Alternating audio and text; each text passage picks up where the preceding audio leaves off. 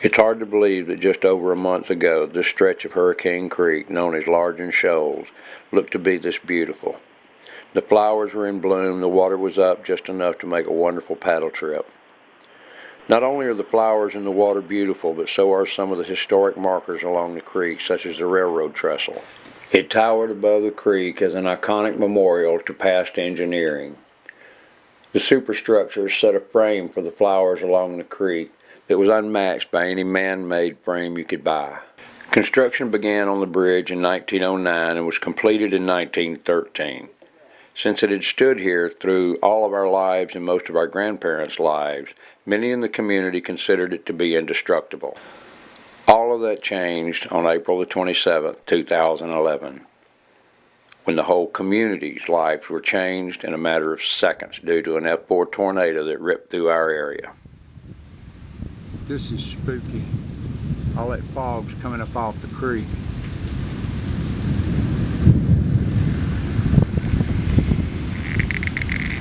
Heading right into the storm. I've never seen anything like this.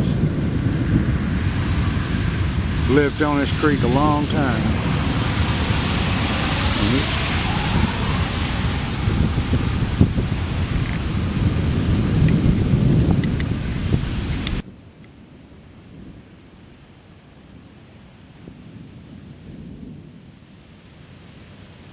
There it is right there.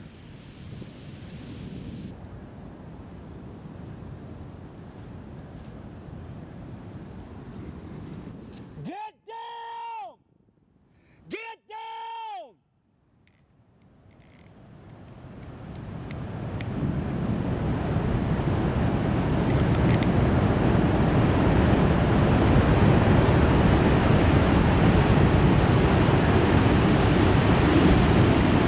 Then, as quickly as it appeared, it was gone, racing over the mountains, taking with it any innocent notion that our lives would never change.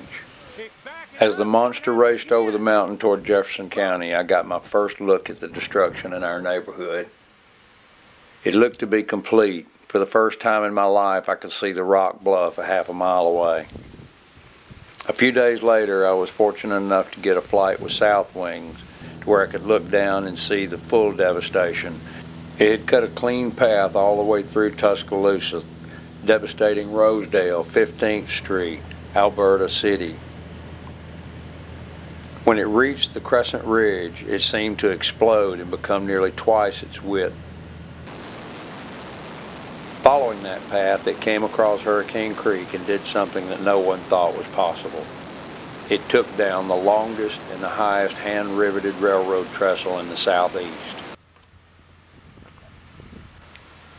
It was easy to tell from the road leading out of Chalet Ridge that the railroad had taken a hit, but nothing prepared me for what I saw from the airplane.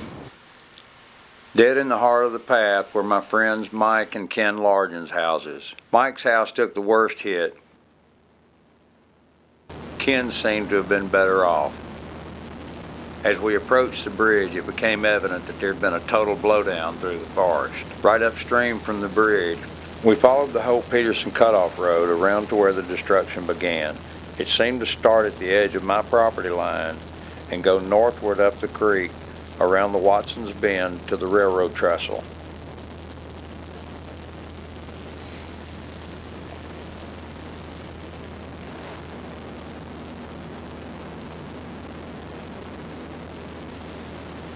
Until I saw it from the air, it was hard for me to imagine how railroad ties wound up in my yard a half a mile away. Railroad spikes were driven into the ground up to the head, all over our backyard.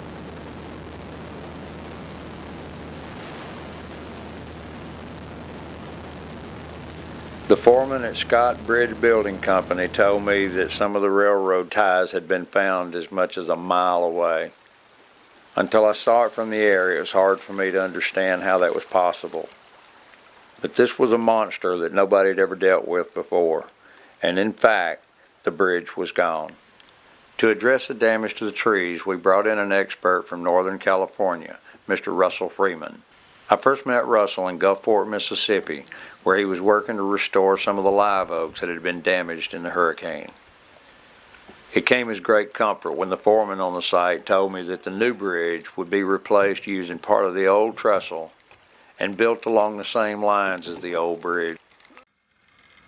I don't even know where to start thinking. I mean, I'm seeing one of these towers going that way and another one coming this way, and I can't even imagine any force that would be able to do that at all.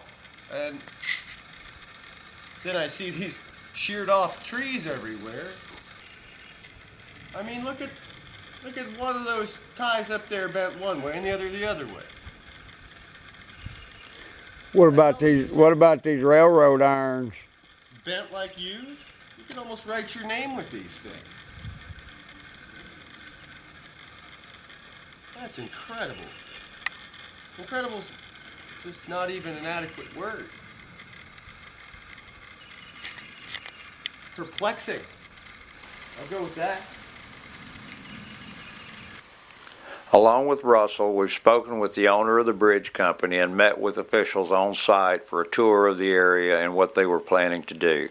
I was impressed with the concern that was given to the best management practices for the road leading down along the creek bank to replace the bridge. On April 27th, everything looked to be a total disaster, but with the help of Russell Freeman and Jim Kelly of EcoLogic from Ocean Springs, Mississippi, and a partnership with Scott Bridge Builders, the Friends of Hurricane Creek will once again make it a safe paddle trip to come to the Hope-Peterson Cutoff Bridge.